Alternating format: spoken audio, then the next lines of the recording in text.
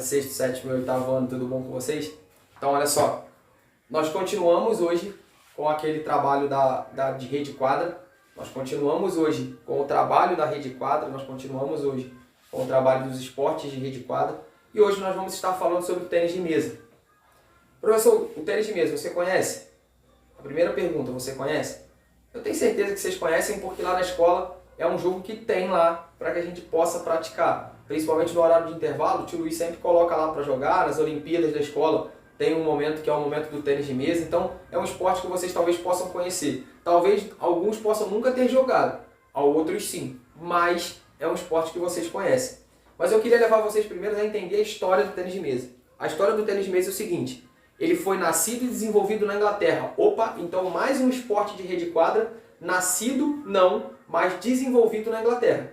Esse foi nascido e desenvolvido na Inglaterra. Os outros, badminton, tênis e squash, foram nascidos em outro lugar, mas foram trazidos e foram popularizados pela própria Inglaterra. Durante a segunda metade do século... Então, o tênis de mesa ele foi nascido e desenvolvido na Inglaterra durante a segunda metade do século XIX. Então, muito próximo do squash.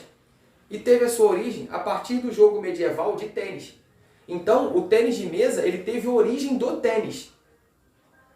Por causa do tênis, eles criaram um tênis de mesa, que costumava ser jogado tanto ao ar livre quanto em espaços fechados.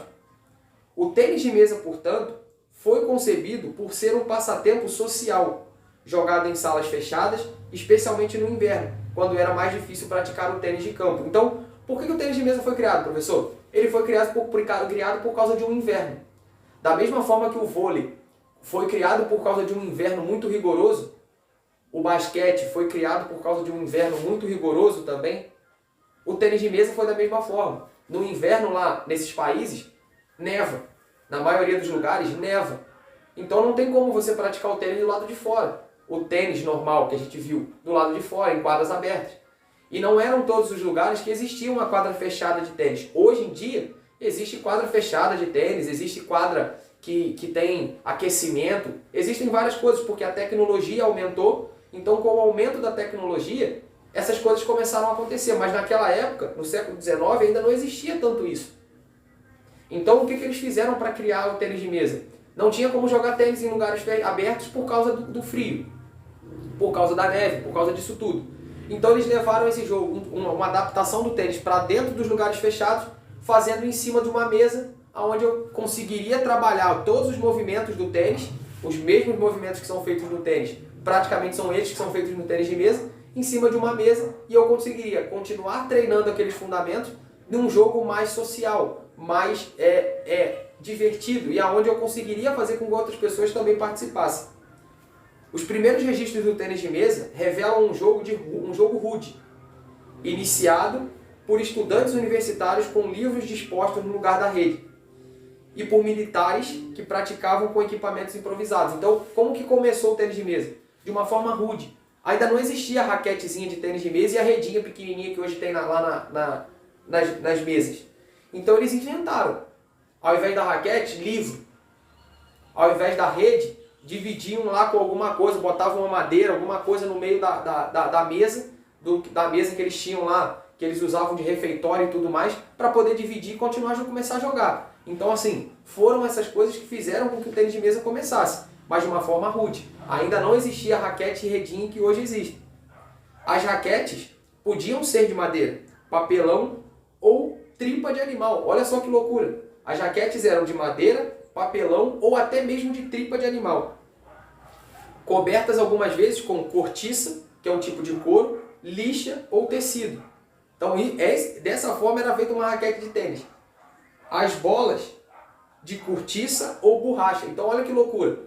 A rede daquela época poderia ser feita de madeira ou também, em alguns lugares, eles colocavam os livros em pés no meio da mesa para dividir um lado da mesa do outro para que eles pudessem jogar. E as raquetes eram feitas disso, de madeira, de papelão ou de tripa de animal, coberta com cortiça, que era um tipo de madeira não, de couro, lixa ou tecido. Olha que loucura. E as bolinhas eram feitas, elas poderiam ser feitas de couro, que é o tal da cortiça que eu falei com vocês, ou a borracha. As redes de diferentes alturas, algumas vezes constituídas de um simples fio. Então, como eu falei para vocês, poderia ser feito de madeira a rede, poderia ser feito em alguns lugares, eles eram criativos de botar botar livros de um lado ao outro da mesa, para dividir a mesa. Outros amarravam um fio numa ponta e na outra da mesa e faziam com aquele fio uma rede. Então eles inventavam naquela época. Mesas de diferentes tamanhos, partidas com contagem de 10 a 100 pontos. Olha como é que era naquela época. Saques com um kick inicial na metade da mesa do sacador. Sistema atual, ou diretamente na altura da metade de encontro, a um espaço limitado ou não, porém com a obrigatoriedade de o sacador estar afastado da linha de fundo da mesa. Então olha só as coisas que aconteciam. Primeiro, saque o jogo poderia de 100 a 10 pontos, de 10 a 100 pontos. O jogo poderia ir. Ia depender de cada gente, de cada pessoa que estava lá jogando. Além disso, o saque não era igual a gente vê hoje o saque do tênis de mesa, que eu tenho que jogar a bolinha para cima e bater nela de aquela kick na mesa. Não. Eles jogavam a bolinha, deixavam a bolinha dar um kick na mesa e daí eles passavam a bolinha para a quadra adversária. E assim ia. Eles foram inventando regras do jogo para que eles pudessem jogar. Então naquela época o tênis de mesa ainda não era um esporte. Ele era um jogo. Ele tinha sido inventado. Nunca figuravam 4 tipos diferentes de duplas. Em qualquer caso, era virtualmente o mesmo tipo de jogo, embora tivesse muitos nomes. No século XIX, James Gibb, um inglês, ex-corredor de maratonas, volta de uma viagem de negócio aos Estados Unidos com bolas de celuloide de brinquedo, que ele imaginou puderem ser úteis para este jogo em seu país. Então, esse James Gibb, ele mudou um pouco a história do negócio. Porque ele trouxe dos Estados Unidos, numa viagem que ele foi lá, algumas bolas de celuloide. Era uma bola um pouquinho mais... parecendo aquelas bolas do Rolon, do desodorante. Parecida, só que um pouquinho mais leve, um pouquinho mais tranquila. Então não era aquela bola dura do Rolon, mas era uma bola que tinha um pouco mais de flexibilidade. Ele trouxe aquela bola porque ele achou o quê? Pô, vou levar umas bolas dessa lá para a Inglaterra, porque talvez pode ser útil para esse jogo que eles estão criando lá. Ouvido-as serem golpeadas por uma raquete oca de cabo longo e feita de pele de carneiro, então bastante popular, associou-se os sons produzidos pela bola na raquete com o som ping-pong, dando assim origem ao nome do jogo. Então olha como é que surgiu o nome ping-pong. A gente fala assim, o nome do jogo é ping-pong. Todo mundo conhece como ping-pong. O nome do jogo realmente é tênis de mesa, mas muitas pessoas conhecem ainda como ping-pong. Por que o nome ping-pong? Ele começou a ser chamado primeiro por esse nome por um motivo. Porque quando a bolinha batia na raquete e essa bolinha depois batia na mesa do adversário, quando ela batia na raquete, ela dava um barulho de gol parecido um ping, quando batia na raquete. E quando ela batia na mesa, ela fazia um pong. Então o que eles fizeram? Pegaram isso e levaram para o nome do jogo, como ping-pong. E as regras do jogo, professor? Então vamos lá. Agora a gente vai entrar um pouco nas regras desse jogo. Tá? A primeira coisa é a mesa do jogo.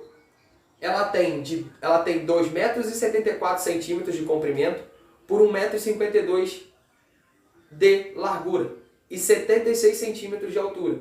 Então ela mede 2,74 m de comprimento, mede 1,50 m, 1,52 m de largura e tem 76 centímetros de altura. Pode ser feita de qualquer material, só que ela tem que ser na cor escura e fosca. Então você nunca vai ver uma mesa de ping-pong na cor clara, branco, tudo mais, e você nunca vai ver uma mesa de ping-pong brilhante, porque ela tem que ser feita de uma cor escura e fosca, produzindo um pique uniforme de bola padrão oficial, aprovado pela ITTF, que é o órgão que organiza e que fiscaliza a mesa antes de qualquer jogo de ping-pong, de tênis de mesa. Tendo uma linha branca de 2 centímetros de largura em toda a sua volta. Então, em toda a mesa, você pode reparar, a mesa em volta, ela tem uma linha branca de 2 centímetros de largura. No meio dela, ela tem uma linha de 2 centímetros de largura. Para quê? Para poder mostrar as divisões da mesa. Para os jogos de duplas, ele é dividido em 2 partes iguais por uma linha branca de 3 milímetros de largura, no sentido do comprimento. Então, hoje em dia, todas as mesas de ping-pong elas têm essa divisória no meio delas. Mas essa divisória foi feita também por causa do jogo em dupla. O jogo em dupla vai ser como? Eu estou de um lado da mesa, o meu colega está do outro, e a gente vai trabalhar o jogo. Eu posso bater aqui, eu posso bater ali, e aí pode ter que fazer trocas, professor, de um jogador e o outro atrás da mesa? Pode. Mas eu também posso ficar parado e os dois trabalharem juntos para fazer o jogo acontecer. A rede que divide a quadra, ela tem 15,25 centímetros, além das bordas laterais da mesa, e tem 15,25 centímetros de altura. Então ela mede igual. Ela tem 15,25 centímetros, ela tem 15 metros e 25 centímetros de comprimento e ela tem de largura, então ela tem 15,25 centímetros de largura, 15 metros e 25 centímetros de largura, e ela tem 15 metros e 25 centímetros de altura. Pô, professor, então isso é coisa pra caramba. Não tanto. Não é uma coisa tão grande. Então a gente pode ficar tranquilo. Devendo ser de cor escura e deve possuir a sua parte superior branca. Então se você reparar, toda a rede de tênis de mesa, ela vai ser, a costurinha dela, da rede, vai ser sempre de cor escura ou um azul, alguma coisa do tipo, e a bordinha dela de cima e de baixo sempre vai ser branca, porque isso é uma regra para a rede. Deve ser feita de celuloide ou plástico similar, nas cores branca ou laranja e fosca. Isso é a bolinha. A bolinha de tênis de mesa ela deve ser feita de celuloide ou plástico similar. O que é o celuloide, professor? É aquilo que eu falei com vocês. É muito parecido com o coisa do rolon, da bolinha de rolon do desodorante. Só que ele é um pouco mais flexível, ele é um pouco mais leve. Não é tão dura como é aquela do rolon. E ela pode ser feita de qualquer plástico similar. Ela pode ser feita na cor branca, a bolinha pode ser feita de cor branca ou na cor laranja. Sempre fosca, nunca brilhante. A bolinha, como a mesa, a bolinha nunca vai ser brilhante. Ela sempre vai ser de uma cor fosca. E ela pesa 2,7 gramas e tem um diâmetro de 40 milímetros. Professor, como é que esse jogo é jogado? Ele constitui-se de sets de 11 pontos. Tá? Então cada set do jogo corresponde a 11 pontos. Eu tenho que chegar a 11 pontos. Pode ser jogada em qualquer número de sets ímpares. 1, 3, 5, 7, 9. Então, vai depender da organização do campeonato que estiver jogando. Se a organização achar que o campeonato vai ser feito com 3 sets, ele vai ser feito de 3 sets, sendo que são 11 pontos em cada set, para se fechar o set. Se ele achar que tem que ser 5, vai ser 5. Só que tem que ser sempre número de sets ímpares. Esse é o ponto. Por quê, professor? Pelo seguinte, sets ímpares. O cara que ganha 3, se tem 5 sets, o cara que ganha 3, ele ganha o jogo. Se eu fizer sets pares, 6 sets, não tem 3. Então vai complicar. Então é por isso que é mais fácil o set ímpar.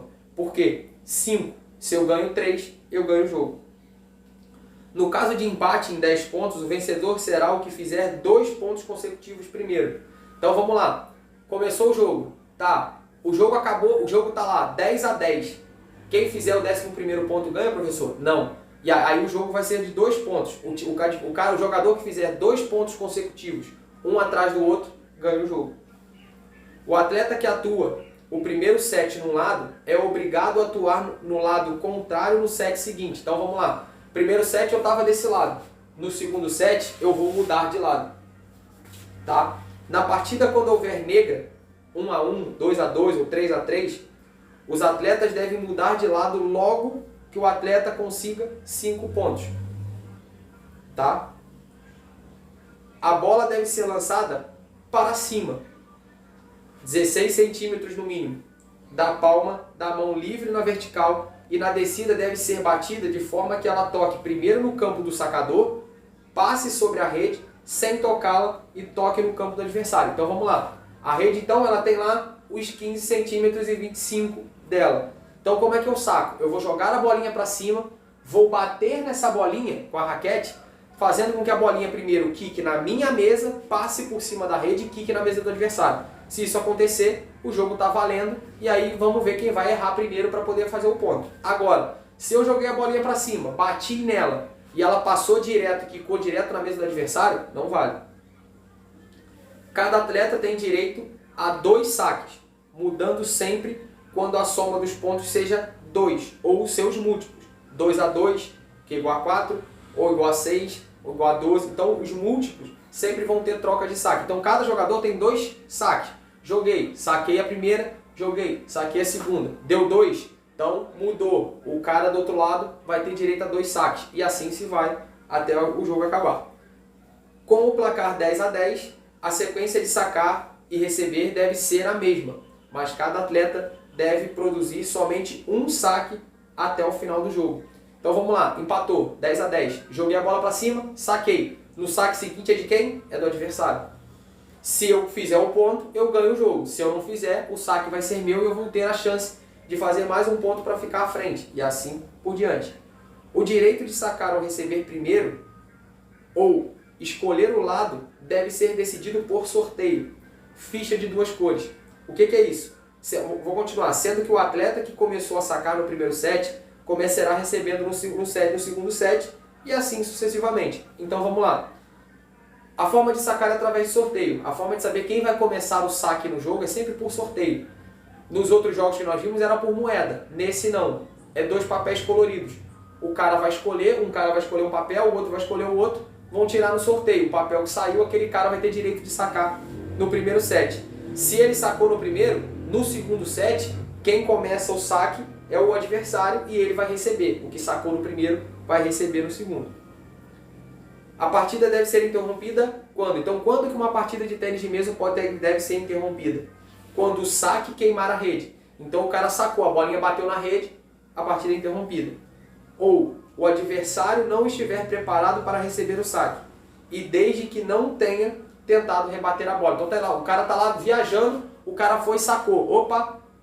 Interrompeu, a bolinha volta, o cara vai ter direito de sacar de novo. Por quê? Porque aquele cara não estava preparado para receber o saque. Agora, se ele estava lá sim, a bolinha veio, ele tentou acertar a bolinha, já era. Perdeu a chance. Não tem como interromper. É ponto do adversário. Terceira forma. Houver um erro na ordem do saque, recebimento ou lado. Exemplo. Como no tênis, a primeira vez que eu vou matar, eu vou sacar a primeira vez aqui, do lado de cá da mesa. Tá? A mesa está dividida, do lado de cá. Saquei. No segundo saque, eu tenho que sacar do outro lado. Se eu repetir o saque nesse mesmo lado de novo, o jogo é interrompido porque eu saquei do lado errado. E o quarto, as condições de jogo foram perturbadas, barulho, etc. Então, se tiver muito barulho, o jogo vai ser interrompido até que o barulho acabe para que aconteça a situação. Se um atleta der um ou mais saques, além dos 2 de direito, a ordem será restabelecida, assim que for notado, tendo o adversário que completar um múltiplo de 2. Se no último set possível os atletas não trocarem de lado, quando deveriam fazê-lo, deve trocar imediatamente, assim que se perceba o erro. A contagem será aquela mesma de quando a sequência for interrompida. E quais são os fundamentos, professor? Então aquilo ali é uma regra básica. Quais são os fundamentos? O primeiro é o saque, nós sabemos como é. O saque é, cada cara ele tem o direito a 2 saques por jogada, e por ser considerado válido, o saque não pode ser enganoso ou queimar. Então eu não posso jogar a bolinha para cima, fingir que eu vou sacar e segurar a bolinha. Não, se eu joguei a bolinha para cima, eu tenho que fazer o saque, fazendo sempre que a bolinha faça o quê? Kick primeiro na minha quadra, passe por cima da rede, kick no do adversário. Se ela tocar na rede, ela queimou. E aí eu vou ter o direito ao segundo saque. Segundo, recepção. Então, o cara que está sacando vai ter o saque. O cara que está do outro lado vai conseguir receber a bolinha. A recepção é o momento em que o adversário recebe a bola sacada pelo mesotenista, no intuito de devolvê-la, dando encadeamento ao jogo. Sendo assim, nesse momento, o adversário se posiciona em espera para se deslocar até a bola no menor tempo possível. Então, a parte de recepção do jogo é simples. O cara de lá está sacando, eu estou aqui parado para receber. Ele sacou, eu vou receber para devolver a bolinha para ele. E assim o jogo vai continuar. Então, são os 2 tipos de fundamentos do jogo. O tênis de mesa, ele não tem muito fundamento. Ele é saque, recepção.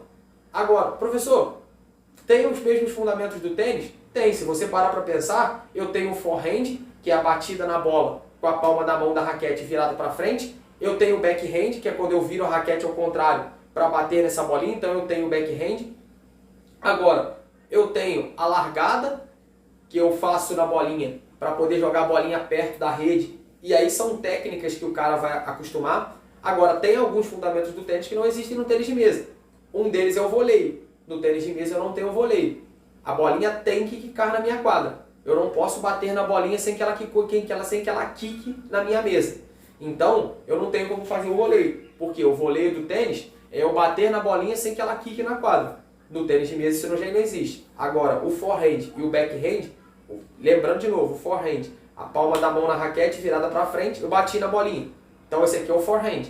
Existe também no tênis de mesa. E o backhand também. É quando eu bato na bolinha com a palma da mão virada para trás, o dorso da mão virado para frente para bater nessa bolinha. Então esses são os fundamentos, essa é a ideia do tênis de mesa. E a gente se vê na nossa aula para a gente poder continuar essa progressão. Beleza? Abraço, galera!